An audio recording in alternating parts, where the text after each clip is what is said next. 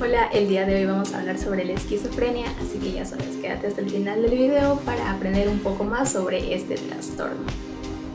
Hola, a continuación les voy a hablar acerca de lo que es la esquizofrenia. La esquizofrenia es un trastorno mental que consiste en un desorden cerebral que deteriora la capacidad de las personas en realizar ciertos aspectos, como por ejemplo sus emociones, sus pensamientos, su voluntad. En consecuencia de esto, no les permite tener respuestas o actitudes correctas ante lo que es su vida cotidiana. Les voy a hablar sobre el modelo causal de la esquizofrenia.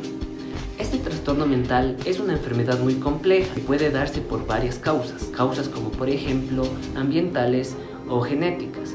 Además, actualmente ha tomado mucha fuerza la hipótesis sobre un problema de comunicación entre neuronas, específicamente en el exceso de la función dopaminérgica, siendo la dopamina el neurotransmisor encargado de transmitir la información entre las neuronas. Para esto vamos a conocer más a profundidad sus criterios diagnósticos. Bueno, yo les voy a hablar sobre los criterios diagnósticos de la esquizofrenia. Como primer criterio diagnóstico está la presencia de 2 o más síntomas durante una parte significativa del tiempo en un periodo de un mes. Dentro de los síntomas están los delirios, las alucinaciones, el discurso desorganizado, también está el comportamiento desorganizado o catatónico, y por último están los síntomas negativos, como puede ser la expresión emotiva disminuida o la bulia. Para diagnosticar el trastorno de esquizofrenia es necesario que se cumpla con el criterio A, o que exista la presencia de al menos 2 síntomas que acabé de nombrar, como puede ser los delirios, alucinaciones o el discurso desorganizado. Como segundo criterio diagnóstico está que desde el tiempo de inicio del trastorno, el funcionamiento ya sea de áreas laborales, sociales, escolares o el cuidado personal se encuentran muy deteriorados a comparación de cómo se encontraba el individuo antes de que aparezca esta patología. Como otro criterio diagnóstico está que los signos persistan durante un determinado tiempo, es decir, mínimo 6 meses. Durante estos 6 meses se debe presentar un mes de síntomas activos, algunos periodos de lo que serían los síntomas residuales. Como otro criterio diagnóstico está que el clínico descarte la presencia de algunos trastornos, como es el trastorno esquizoafectivo, el trastorno depresivo y el trastorno bipolar. Otro criterio diagnóstico es que el trastorno no sea atribuido al consumo de sustancias o a una afección médica. Y como último criterio diagnóstico de este trastorno es que si el paciente tiene antecedentes de un trastorno del espectro autista o de un trastorno de comunicación de inicio en la infancia, el diagnóstico de la esquizofrenia también están presentes durante un mínimo de un mes. La esquizofrenia es una enfermedad que puede aparecer tanto en hombres como en mujeres. Sin embargo, existe una mayor prevalencia en el sexo masculino. Esto se debe a que se asocia un peor diagnóstico con los varones, principalmente porque los signos y síntomas negativos persisten por mucho más tiempo. En cuanto al desarrollo y curso de esta enfermedad, les puedo decir que la mayoría de los individuos van a ir desarrollando estos signos y síntomas paulatinamente. Es por eso que estos signos y síntomas aparecen típicamente o generalmente en la adolescencia tardía o incluso a mitad de los 30 años.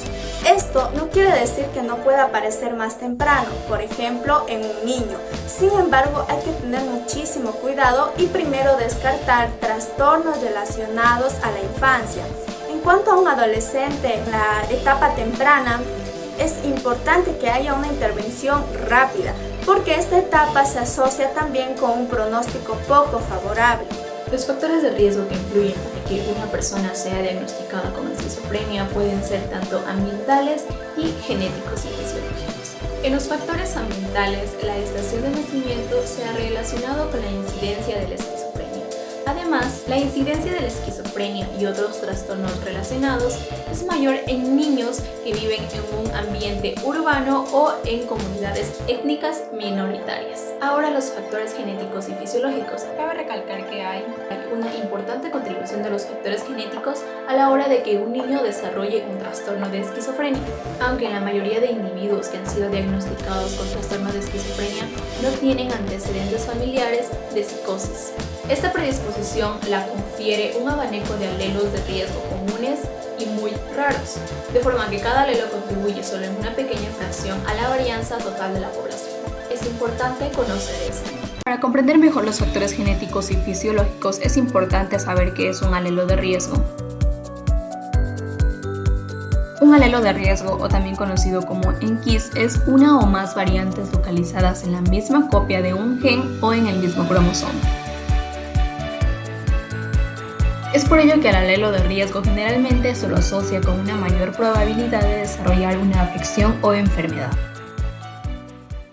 Pues bien, como hemos visto y aprendido anteriormente, a los alelos de riesgo se los ha identificado y se los asocia con otros trastornos mentales, como puede ser la depresión, el trastorno del espectro autista o el trastorno bipolar. Las complicaciones en el embarazo y un parto con hipoxia, además de una mayor edad paterna, son factores de riesgo que se asocian para que se desarrolle el trastorno de esquizofrenia en un feto. Existen otras situaciones adversas que pueden ser perinatales o prenatales para que se desarrolle el trastorno de la esquizofrenia, como puede ser el estrés, diabetes en la madre, infecciones, malnutriciones u otras enfermedades médicas. Sin embargo, la gran mayoría de hijos que han presentado estos diversos factores de riesgo no han desarrollado una esquizofrenia. Tratamiento psicoterapéutico para la esquizofrenia. La psicoterapia cognitiva aporta técnicas para enseñar a los pacientes a manejar la sintomatología psicótica. A continuación se describirá algunas técnicas de focalización. El requisito fundamental de esta técnica es que la persona aprenda a identificar las sensopercepciones alteradas como propias. A. Solicitar al paciente que se centre en la forma y características físicas de las voces, el número de intensidad, el volumen y como foco de discusión en la terapia. Una vez que el paciente domina la primera fase, se le pide que preste atención al contenido y realice registros de las mismas para que de nuevo trae a la discusión a terapia. C. Se le pedirá al paciente atención a sus creencias y pensamientos respecto a los síntomas productivos que se registren los sucesos anteriores. Las técnicas de reestructuración cognitiva. Las técnicas de reestructuración cognitiva como técnica para abordar la sintomatología psicótica. Las técnicas de la reducción de ansiedad. Se tratan de técnicas cuya finalidad es reducir la angustia provocada por las interferencias y las experiencias psicóticas. Para ello se definen las siguientes etapas. A. Desarrollar estrategias de afrontamiento cognitivo-conductuales. Desarrollar una nueva comprensión de las experiencias psicóticas.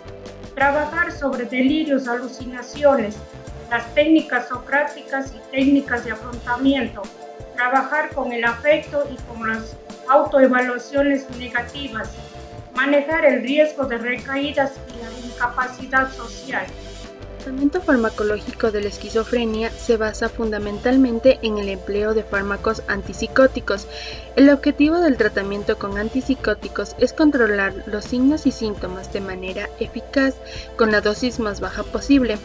El psiquiatra puede probar diferentes medicamentos, distintas dosis o combinaciones con el correr del tiempo a fin de lograr el resultado deseado. Los antipsicóticos de primera generación. Estos tienen efectos secundarios frecuentes y potencialmente significativos, entre ellos la posibilidad de desarrollar disinesia tardía, el cual es un trastorno del movimiento que puede o no ser reversible. Los antipsicóticos de primera generación incluyen colpromazina, haloperidol, tioridazina. Los antipsicóticos de segunda generación, estos nuevos medicamentos son generalmente preferidos porque presentan un menor riesgo de efectos secundarios graves que los antipsicóticos de primera generación. Los antipsicóticos de segunda generación incluyen clozapina, risperidona, olanzapina, ziprasidona, aripiprazol, quetiapina. En ambos grupos tienen en común la capacidad de corregir desequilibrios de los neurotransmisores cerebrales, sobre todo la dopamina, y el aliviar los síntomas positivos. Los tratamientos antipsicóticos han permitido que la mayor parte de los casos el paciente con esquizofrenia pueda vivir en comunidad. Es importante aprovechar esta posibilidad y combinar con el tratamiento farmacológico con una serie de medidas destinadas a que el paciente esté ocupado y activo. Como ya sabemos, la esquizofrenia es una enfermedad mental que deteriora el nivel cognitivo de la persona que lo padece. Sabemos que esta enfermedad está rodeada de estigmas y de perjuicios del entorno social que nos rodeamos hoy en día. Para esto nosotros tenemos que tratar de ayudar a estas personas que padecen este trastorno. ¿Y cómo lo hacemos? Primeramente con la ayuda social, con el cariño y con el estima hacia esta persona, y también con técnicas y tratamientos, los cuales favorecerán a la persona para que ella pueda tener un mejor desenvolvimiento en lo que es su vida.